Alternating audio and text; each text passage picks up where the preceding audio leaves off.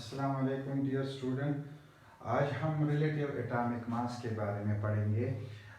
Relative atomic mass एक important concept है first chapter में, और स्टूडेंट को इसमें काफ़ी मुश्किलात भी होती हैं, तो हम कोशिश करेंगे कि इसको अच्छी तरह एक्सप्लेन करें और आपकी जितनी भी आपकी कंफ्यूजन है उसको दूर कर सके। तो डियर स्टूडेंट, सबसे पहले हम इस वर्ड को थोड़ा डिफाइन कर लेते हैं कि रिलेटिव एटॉमिक मास से क्या मतलब है। रिलेटिव का मतलब है जब आप एक चीज़ को दूसरे के साथ कंपेयर करते हो, ठीक है, तो उसको हम क्या कहते हैं, रिलेटिव कहते हैं।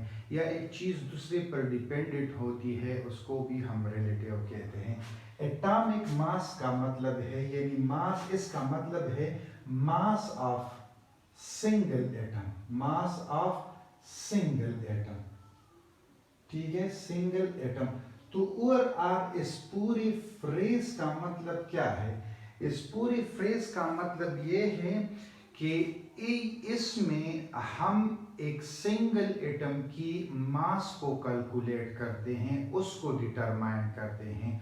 और वो किस तरह करते हैं कि हम एक एलिमेंट के एटम को दूसरे एक स्टैंडर्ड एटम के साथ क्या कर लेते हैं, कंपेयर करते हैं, और उनके कंपैरिजन से हम उसकी मास को कैलकुलेट करते हैं। तो ये तो इस फ्रेज का मतलब है।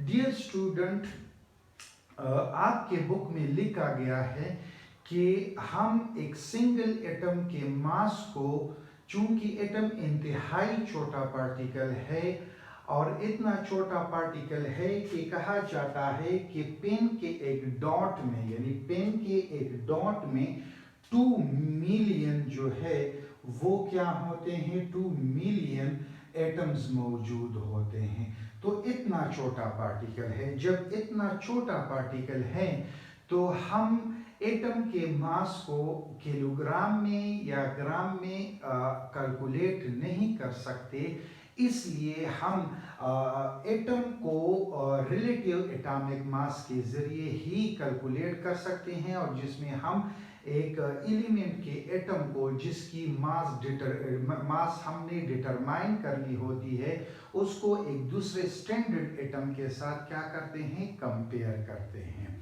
ठीक है। तो अब ये स्टैंडर्ड यूनिट जो हैं वो कौन सी हैं? तो सबसे पहले जब ये कंसेप्ट क्या हुआ, मतलब डेवलप हुआ, तो साइंसदानों ने स्टैंडर्ड एटम के लिए हाइड्रोजन को सेलेक्ट कर लिया और उसके साथ दूसरे एटमों को कंपेयर करके उसका एटॉमिक मास कैलकुलेट करते थे। बाद में इसमें इश्यूज आ गए, तो कार्बन ने इसका इस्तेमाल बंद कर दिया, और कार्बन 12 जो है, यानी कार्बन 12 जो है उसको इज अ स्टैंडर्ड मानने लगे और इस्तेमाल करने लगे। डियर स्टूडेंट, कार्बन के 3 आइसोटोप्स है। आइसोटोप का कंसेप्ट बाद में हम पढ़ेंगे, लेकिन इस यहाँ पर कार्बन की 3 आइसोटोप है, कार्बन 12, 13 और 14।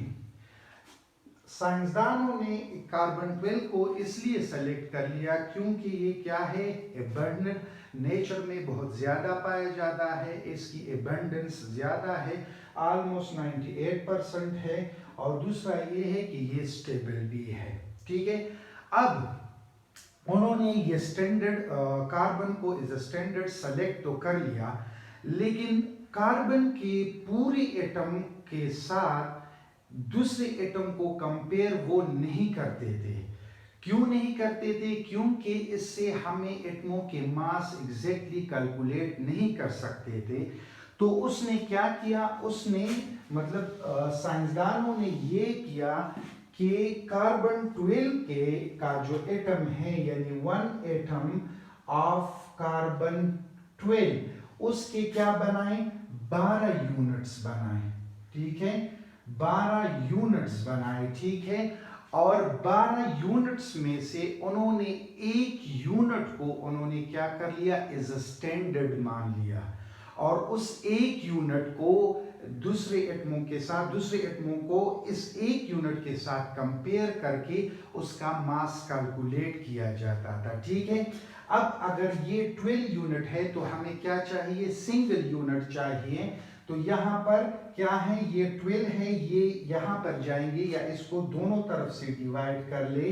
तो जब हम डिवाइड कर लेंगे तो ये क्या हो जाएगा, कैंसिल हो जाएगा। तो ये 1 यूनिट जो है किसके बराबर हो जाएगा, 1/12 ऑफ कार्बन एटम। ठीक है, 1/12। तो अब ये जो 1 यूनिट या 1/12 ऑफ कार्बन एटम जो है, इसको एज अ स्टैंडर्ड मान लिया गया और इसके साथ दूसरी एलिमेंट के एटम को कंपेयर करने लगे और इस तरीके से उसकी मास कैलकुलेट वो करते रहे। ठीक है, अब जब इसके साथ हाइड्रोजन को कंपेयर किया गया तो हाइड्रोजन का जो एटॉमिक या उसके एटम का जो मास है, ठीक है। अब अच्छा, एक दूसरी बात यह है कि इसको एक नाम भी दिया गया और वो नाम क्या था, एटॉमिक मास। ठीक है, एटॉमिक मास यूनिट, उसको ये नाम भी दिया गया, यानी और इसकी शॉर्ट फॉर्म क्या है, AMU है। ठीक है, जिस तरह मास का, आम मास का क्या है, यूनिट किलोग्राम और ग्राम है, इसी तरह एटॉमिक मास जो एटम के मास का यूनिट है वो हमारे पास क्या है, एटॉमिक मास यूनिट है। यानी 1/12 ऑफ कार्बन एटम को जो नाम दिया गया उसको क्या कहते हैं, एटॉमिक मास यूनिट कहते थे। ठीक है, जब हाइड्रोजन को यानी इसके साथ कंपेयर किया गया तो हाइड्रोजन का क्या 1 AMU आ गया, यानी उसका मास 1 AMU आ गया। जब हीलियम को उसके साथ कंपेयर किया गया तो उसका एटॉमिक मास क्या आ गया, 2 AMU आ गया। जब लिथियम को तो उसका क्या 3 AMU आ गया। ठीक है, तो इसी तरह एटमों को उसके साथ कंपेयर किया जाता था और उससे एटमों का यानी एटम का एटॉमिक मास कैलकुलेट किया जाने लगा। तो इसी तरह एक सिंगल एटम का जो मास है वो कैलकुलेट होने लगा। अब इसके बाद ये जरूरत पड़ी कि अच्छा 1/12 जिसके साथ हम यानी 1/12 of carbon atom, 1/12 of carbon atom जिसको हमने 1 AMU का नाम दिया गया, ये 1 AMU कितने मास या किलोग्राम के बराबर हैं।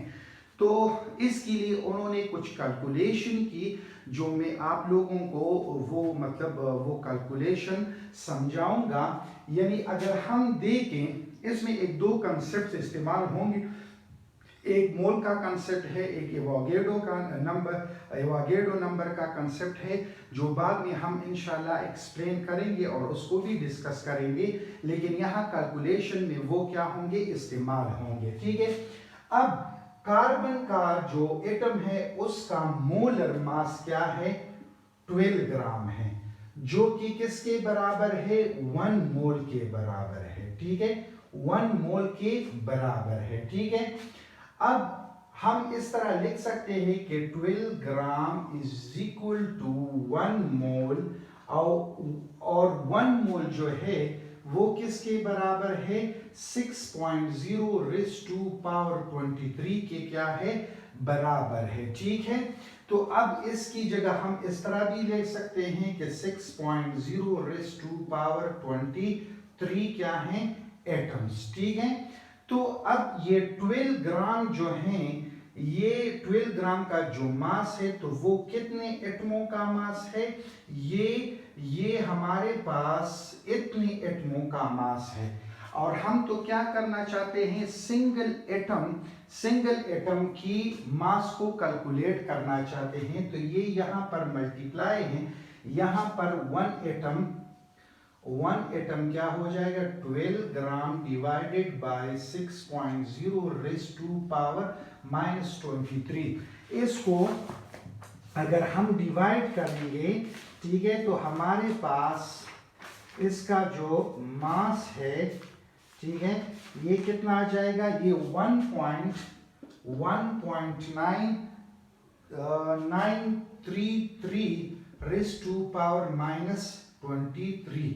अब ये एक सिंगल एटम यानी कार्बन के एक सिंगल एटम का मास आ गया, ठीक है। और हमने क्या कहा कि एक सिंगल कार्बन एटम को हमने कितने यूनिट्स में, 12 यूनिट्स में डिवाइड किया था, ठीक है।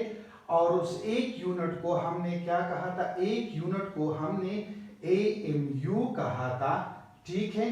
तो अगर हम एक MU की वैल्यू कैलकुलेट करना चाहे तो ये एक सिंगल एटम यानी सिंगल एटम का क्या है, मास है। तो इसको हम क्या 1.93 रेज़ टू पावर माइनस 23 ग्राम इसको 12 पर डिवाइड करेंगे, क्योंकि एक एटम में हमने 12 यूनिट्स बनाए थे, ठीक है। और इस एक यूनिट को हमने MU कहा था, तो इसको डिवाइड करने से हमारे पास क्या आ जाएगा 1.67 रेज़ टू पावर माइनस 24। तो AMU अब किसके बराबर हो गया, ये बराबर हो गया इतने ग्राम के बराबर हो गया। तो हमने क्या किया, इस पूरी टॉपिक में हमने ये एक्सप्लेन किया कि रिलेटिव एटॉमिक मास क्या है, ठीक है। और फिर हमने कहा कि AMU क्या है, और AMU को हमने किस में, मतलब इसकी वैल्यू मतलब कैलकुलेट की ग्राम में, जो कि हमारे पास क्या रही है 1.67 रेज़ टू पावर माइनस 24 ग्राम की आ रही है। तो इसी तरह हम क्या कर सकते हैं, अगर हम AMU को ग्राम में कन्वर्ट कर सकते हैं और ग्राम को हम AMU में कन्वर्ट कर सकते हैं। आई होप कि आपको रिलेटिव एटॉमिक मास के बारे में आपकी कंसेप्ट क्लियर हो गई होगी। इंशाल्लाह अगले क्लासों में हम क्या पढ़ेंगे, फार्मूला और एवोगाड्रो नंबर ये पढ़ेंगे। Thank you.